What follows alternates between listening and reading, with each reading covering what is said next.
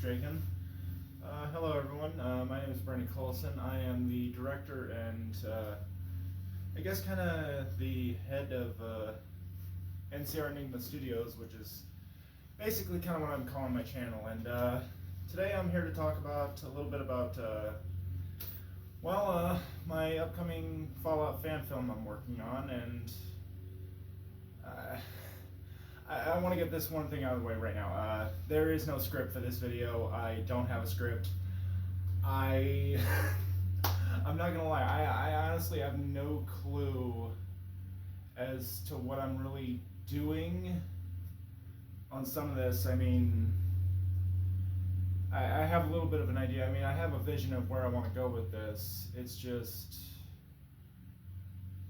when it comes to like full-on editing and everything, I'm kind of just doing the best I can with everything. And I'm not gonna lie, it's actually been a fun time doing this.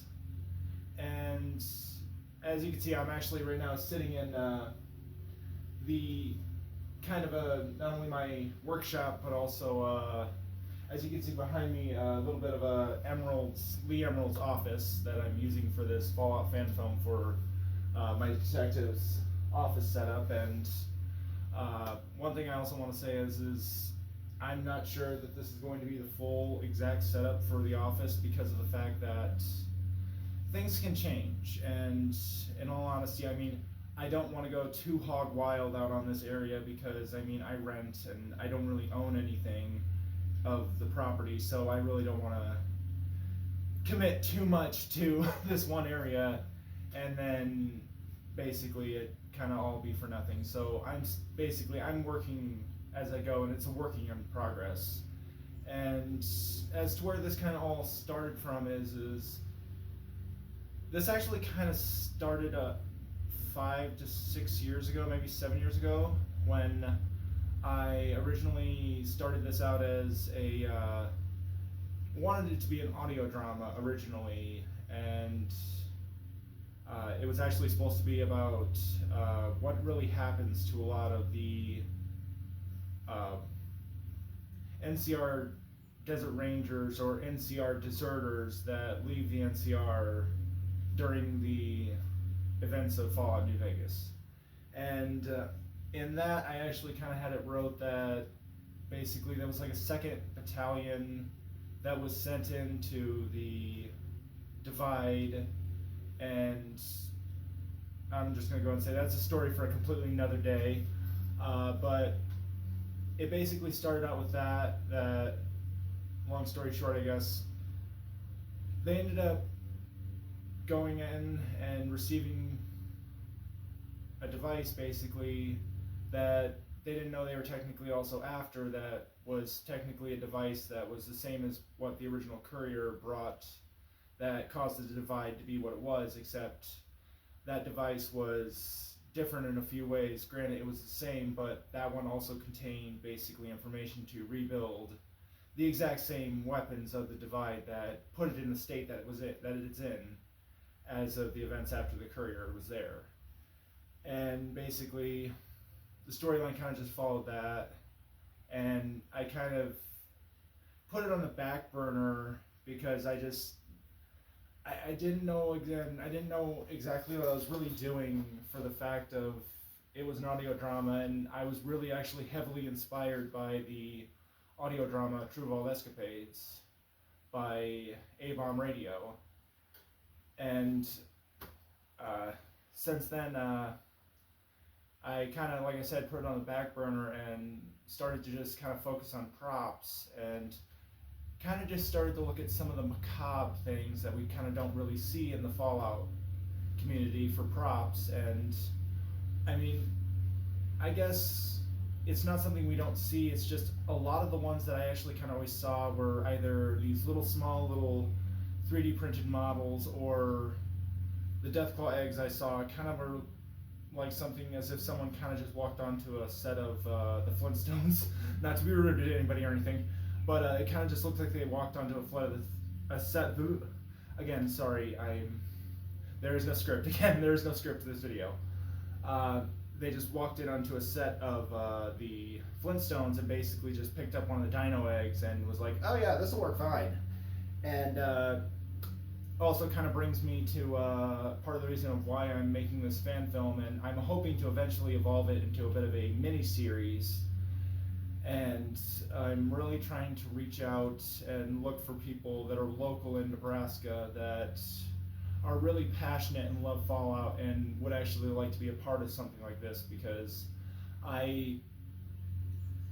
it's not that I don't want to set something up like a Patreon, it's just the fact of I don't want to be responsible with other people's money, and just it's a stigmatism I have, and it's not that I don't want to eventually get to that point. It's just I'm trying to navigate everything and try and figure everything out as I go along. But back to my original point. Now, hopefully you guys can still hear me, because my neighbor outside is actually mowing, and I think it might have actually just started raining. I'm not sure. But back to the Deathclaw eggs that I made. Again, this originally all kind of started off when I started making the macabre sort of things, I guess. And I apologize if I'm trailing off in areas. Again, like I said, there's no script. But it kind of started off with my creation of these Deathclaw eggs. Here's one that I've got right here that I have on the desk that I just picked up. And as you can see, it's sister right there behind me. I don't know if you can count on the shelf, but kind of bring them a little closer here. As you can see, it is pretty well sized. I mean, it's a good size. It's got a good weight to it. I've actually thought about adding sand to the inside of them to give them a little bit more weight to that around 10 to 12 pound area, because I mean, I'd say it's roughly around maybe 3 to 4 pounds at best. Go ahead and put it back here real quick. Sorry. And like I said, a lot of the ones that I saw, they look too much like a dino egg and too smooth. And again, I'll grab the other one. As you can see, like on the first one, as well as on this one, as on the in-game assets, you would notice, you can actually see all these, better show off better in the light, all these ribbed, curved textures. And just the calcification that you would normally see in the actual in-game asset. And again,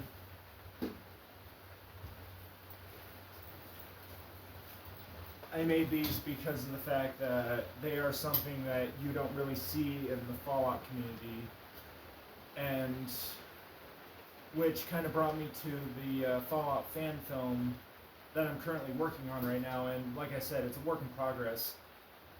And that all basically started after I made these eggs, like I said. And these eggs, both of them I'd say are about 3-4 years old.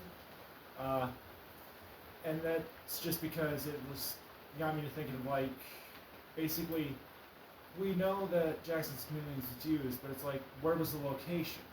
Where was it really at?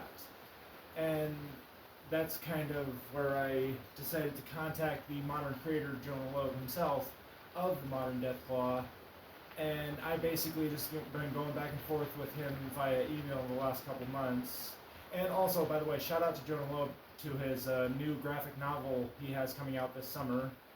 And if you haven't heard about that or know about it yet, be sure to go over to his YouTube channel and check that out. But like I said, I've just been going back and forth with him on the location, and it got me to really kind of think about something like a project as such wouldn't be somewhere like the East or West Coast. It's something that I feel like they would actually hide in the heart of the country. And I just come to the conclusion that certain parts of Nebraska, as you might have seen in certain trailers that I've kind of released, just fit that aesthetic and vibe, especially with their real world status of being the, well, top establishments of the United States. So that's basically kind of why I chose Nebraska and the Henry Dorley Zoo in Omaha, because of that. As well as the fact that it also, when you look at the Omaha Zoo, it has that futuristic retro aspect to it with their Desert Dome, which is a magnificent, magnificent location and magnificent place to check out if you ever get a chance or in Nebraska. And yeah, but I also wanted to talk about real quick of how I actually also made my Deathclaw eggs. And I've actually had some people ask, and that is actually where it all kind of started with this. This is actually a, and you might have also seen my YouTube short that I made a while back. This is a, crack it open here. It's completely hollow. It's a jumbo Easter egg that basically, in my eyes, was like the perfect size for a Deathclaw egg, as if it were real. And I'm not gonna lie, my first attempt was not so fruitful. It did take some trial and error, especially when it came to painting, because my first egg, as you may have seen, did come out copper. And that's actually kind of where I basically had to take a few minutes to step back in the drawing board on that for a while to kind of reevaluate what I was going to do. And basically, I realized I was using the wrong tape. And in case you're wondering, for the texture of that ribbed texture, I actually used basically the same kind of tape that hockey players would use to wrap their hockey stick, or baseball players would use to wrap the grip of their baseball bats. Basically that athletic tape, and it's the cloth one that you want. That will, if you notice, when you bunch it up and pull it real tightly, you'll get that calcified rib texture. And one thing I did is I didn't do the same second mistake that I did the first time, which was wrap it in multiple layers of that tape. I actually just went with one straight line of tape, basically continuously the whole roll, and as I went, I just bunched it, rolled a little more, bunched it, and then applied it all the way down the egg so that it was just one long continuous piece of tape. And I also kept it close enough together so where it was basically at the same time captured that mummy effect, but spacing was just enough that it was broken apart that it could actually be somewhat believable to have those calcification layers, because that's what I basically see when I looked at the in-game asset for the real, or for the in-game Deathclaw eggs, as you can see in Fallout 4 and Fallout 76. Sorry, mouth's a little dry. Take some water.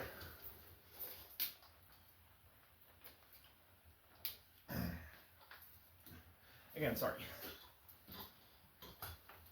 But then after that, I then basically, the other issue I ran into was after I had painted it the first time, I was afraid it wasn't going to stick and it was going to do the same thing that it did the first time, which was peel right off, because the paint made it so wet and it didn't like stick or anything. So that's where I ended up using Elmer's clear glue.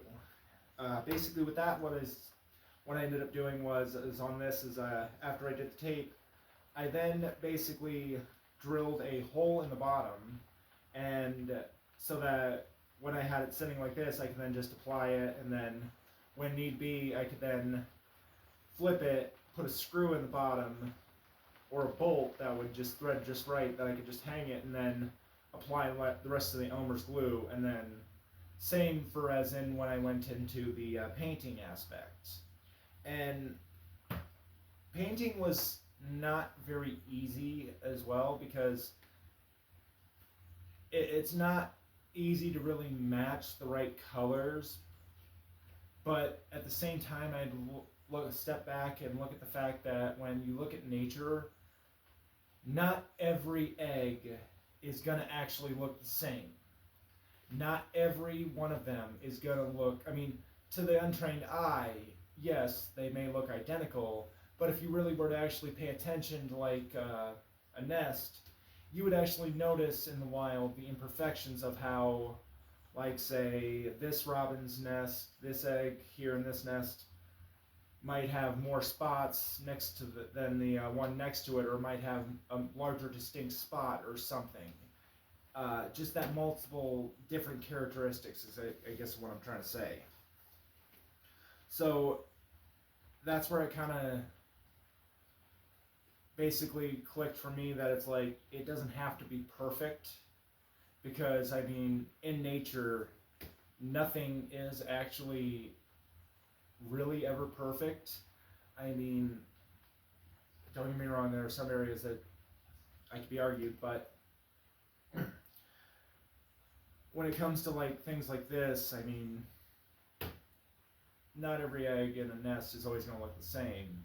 I mean, they all have their own distinct characteristic. But yeah, that's kind of a little bit. I also ended up to give it a little bit more weight. What I did was I filled it with what is it? Crack sealing expandifoam to kind of give it some weight. But I think I'm also going to end up in the future with the current ones that I have. I might actually fill them with some sand to give them a little bit more weight. But yeah. And like I said, again, I am sorry if I'm a little bit all over the road here. Again, this is like my first time behind the camera, aside from actually just portraying Detective Lee Emerald. And that's another thing I actually want to kind of address right now is I am, like I said, I'm an independent filmmaker and content creator. And I'm mainly doing this for fun. Normally, full-time, I am a line cook. I'm actually a head cook at a local college at Wayne State. And I do that for my full-time job, and when I'm not, I'm trying to basically kind of build this setting here, and again, I am on a shoestring budget. I am literally basically scavenging and trying to take and grab everything I can. One thing I actually want to point out real quick is you might see this in the background right here. Go ahead and pull this down real quick. This is the atomic wall clock I actually just got done working on a while back. And as you can tell, it is functioning. It does still work. I did have to clean the back here out because it did have an exploded battery, or a corroded battery, I mean, is what it was. And I was just worried that it wasn't really going to work, but thankfully, as you could tell, and hear, I don't know if you can hear that tick, but it works. I don't know if you can kind of see that label there very well. Try and focus, but I added that on there, and basically, like I said, pulled this out of the trash, and like I said, it's another one of those things I'm doing to try and basically build upon everything as best I can. And no, this clock is not on time right now. I basically had just popped a battery in it, and just let it start taking while I was off in the background here. And you also might notice like some of the things back here. I'll grab a few of them. I have some old books. These are actually some old school Nuka-Cola bottles that I basically used some Coke bottles and basically printed out some Nuka-Cola labels and put them on so that I can have them in the background, as well as these. One sec. Again, I apologize, I'm all over the road. Some food cans. Got a Greasy Prospector's pork and beans, and then we got a cram can, because I really want to try and fill up the detective's office as well as I can with props to kind of basically, again, I apologize, I am mumbling and I don't really catch myself every time. But I just wanted to make it look lived in as much as I can, as well as you can see the, I'll go ahead and grab it, as well as these couple right here. These are a couple of the posters that I'm using as part of my fan film. I've got a Sugar Bombs one, and you can kind of see on it how it's kind of torn, and basically it's got some really good damage around the edge, as well as some civil defense ones, and same thing. I've kind of got it torn, ripped in certain areas to kind of help water damage and to kind of basically help sell that aesthetic, as well as some other ones. And this is only mainly because of the Fallout TV show, and I just felt like it would help with some storytelling. One of Cooper Howard's posters, basically, from the Fallout TV show. And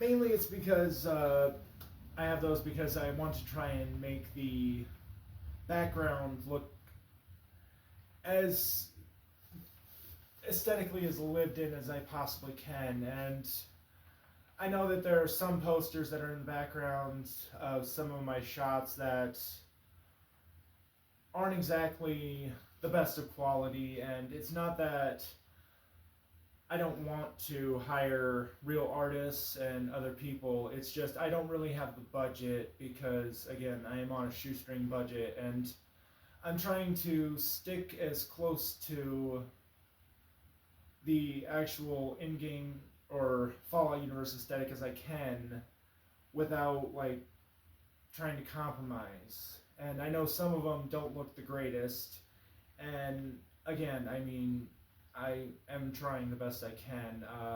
As it is, I'm considering as going far with some of the Agricola posters that I'm looking into making. I'm thinking about possibly combining something that is actually kind of an interesting concept for the Fallout universe, because one of the things that I want to really accent in the background is because my Fallout fan film takes place in Nebraska, basically, I really want to accent on that, basically that feeding the country aspect that the Heartland was responsible for in the 2070s. Sorry, one second. Need a drink.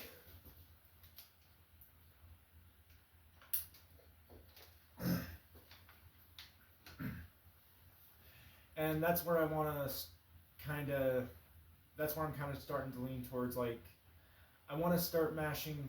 I'm thinking about basically mashing things like,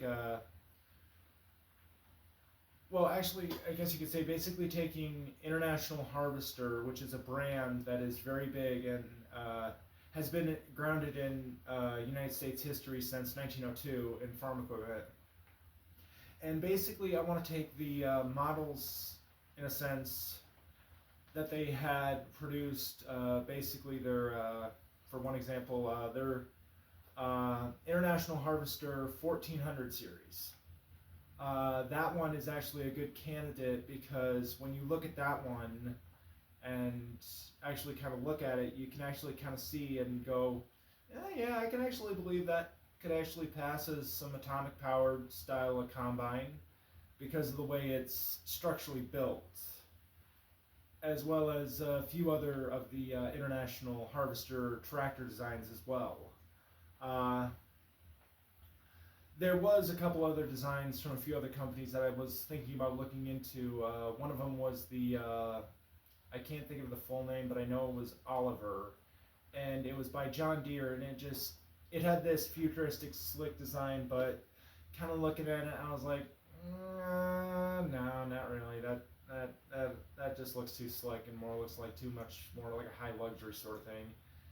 And I was like, it's kind of like, I don't know how well it would work basically. So basically I'm right now in the current phase of kind of leaning towards trying to basically make some Agricola posters that kind of revolve around the farming aspect of the country, namely in the Heartland, and kind of use basically international harvesters, certain series of tractors, even though one of the ones that I'm using is, like I said, this 1400 actually wasn't made until actually the 80s, but still, given on its design and style, it still has that aesthetic of like, that could actually, looks like it could actually fit in the Fallout universe aesthetic for farm equipment. And yeah, I guess that's kind of it. I kind of just wanted to jump on here and I guess kind of just talk about a little bit of, I guess, about where things are at right now with the show. Like I said, I'm not against hiring artists. It's just shoestring budget. What can I say? And I have been in contact with certain people. I actually have two people actually that have reached out as of recently.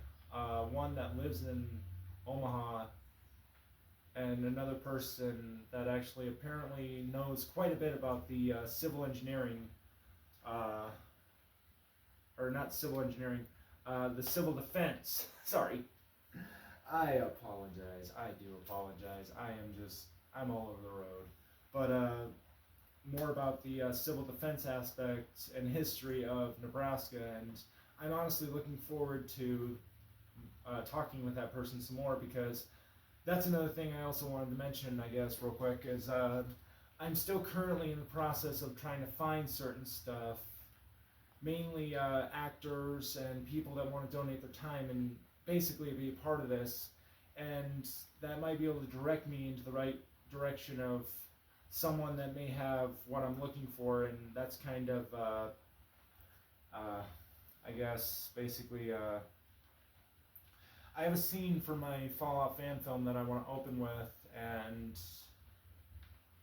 I'm looking for basically I'm looking for an actor that can portray a West Tech evil scientist, basically, I guess you could say the actual genetic scientist that created the Deathclaw, and basically kind of portray the character and basically record a scene where they're basically recording their success and their thoughts on the project, on what they really achieved and what their peers really didn't see, I guess you could say, kind of basically that I'm looking for someone that can deliver it, that has that mid-Atlantic Bosch tone. I mean, I know it's a big ask and a big grasp, but I'm also like looking for someone that basically has years on their selves, that can portray someone that looks like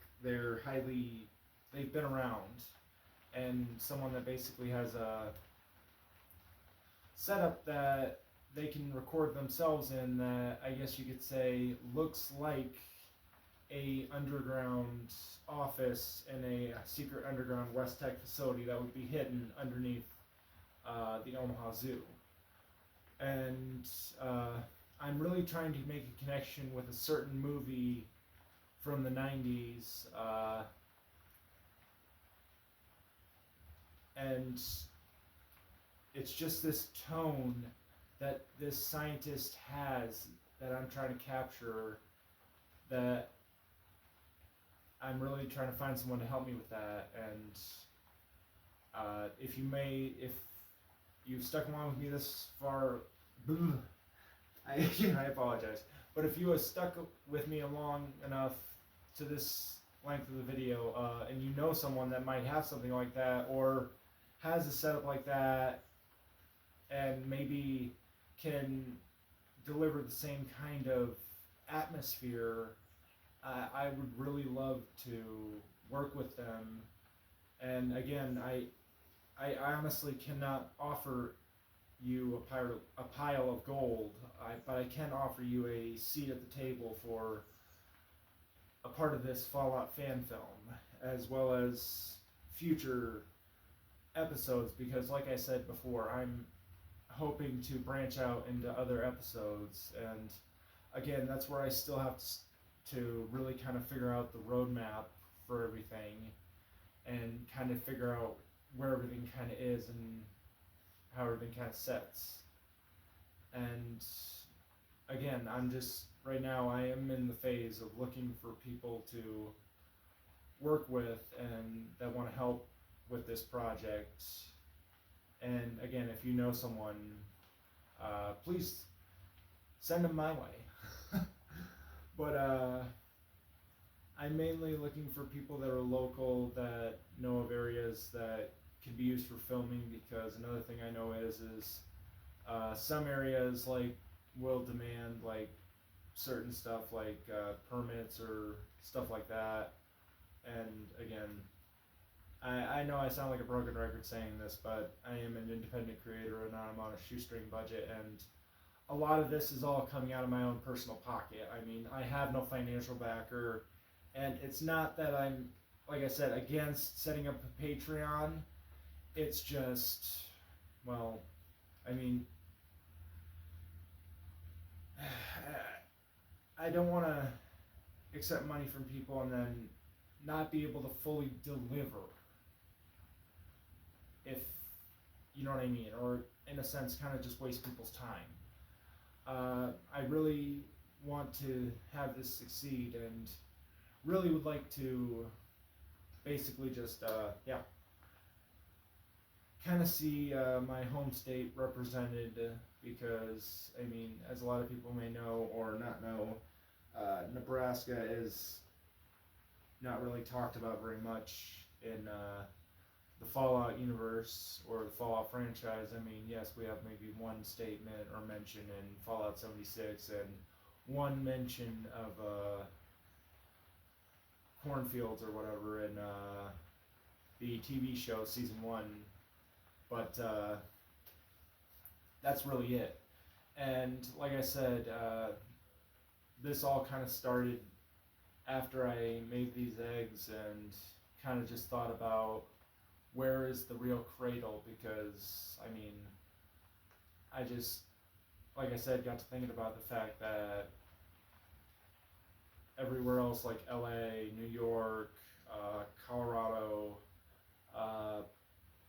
places that are just, some are basically, what I'm trying to say is, are areas that are too easy for stuff like that, that if an asset were to break containment, it would be hard for it to find if they had the establishment in somewhere like Colorado, because of, I mean, think about the geology in Colorado. I mean, caves, cliffs, rock systems. I mean, not to mention, when you really think about it, its camouflage capability of its natural skin tone, it could easily blend into rocks. And then when you take every other location I listed into consideration, I mean, you just have high populace density, and again, something like that getting out, too many eyes, too many ears. Not like it's too many people to not know of secrets like that getting out. As to where you have Nebraska, I mean, when you look at Nebraska, yes, we have rolling hill plains, but other than that, it's pretty flat and decent until you get out like west, that you start to get some outcropping, but otherwise out on this end of Nebraska, on the east side, it's pretty well relatively flat. So if an asset were to break containment, I mean, it would be easier for containment crews to basically contain assets without minimal, I guess you could say, I guess you could say, issues or collateral damages. Yeah, but like I said, I'm basically trying to figure everything out as best I can. I would love to work with more people, and I would love to find more people that would want to help me on this project. And again, as I said before, the set may actually, Emerald's office might actually change, as it is some filming locations have changed, or kind of actually also kind of put a halt to things, because one of the things is I forgot to mention is one of the locations that I have in my video or in some of the trailers is a sidewalk tunnel that is actually here in the town of Laurel that I live in, that actually was perfect, and right now I can't really use it because some of the lights are actually have been broken or burnt out for a good couple months now, and I've been actually kind of on the city lately the last month or so, trying to get them to get it fixed. And I mean, you know what it is, typical city pushback of, I mean, I'm not saying that the bulbs probably they don't make those brand of bulbs anymore, but it's just like, you know,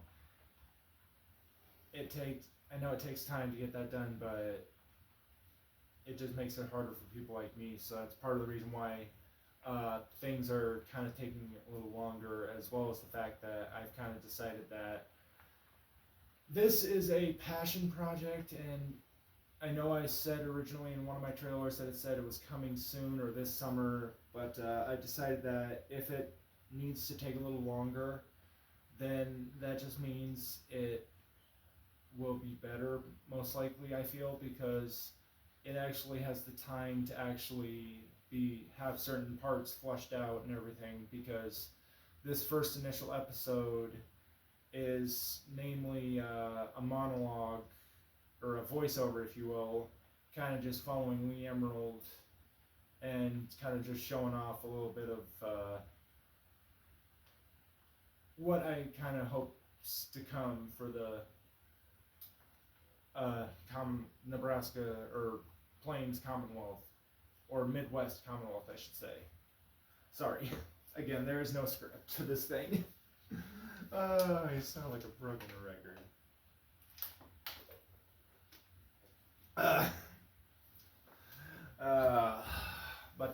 Yeah. And like I said, I want to eventually branch out into future episodes, because sorry, because again,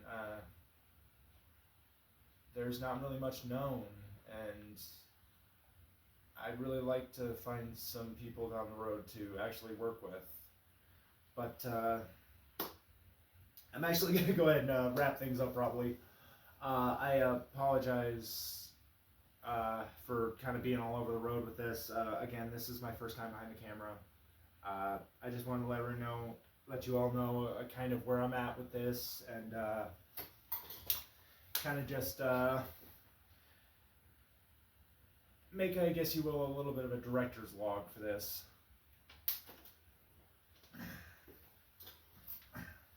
But again, I just want to thank everyone for watching, and if you like the video, please leave a comment, give it a thumbs up, and again, I'm, like I said, trying really hard to find more people to work with on this that are local, and I've even tried to kind of, I guess, find people that are even at a distance, I guess, because at the same time I'm still kind of trying to mash a little bit of modern Hollywood filmmaking with old school filmmaking, and and that's where I've kind of already started with some of the areas in my film, and yeah, but again, I want to thank everyone for watching the video. Again, sorry for wasting everybody's time, but I will see you guys in the next video, and thank you guys for watching.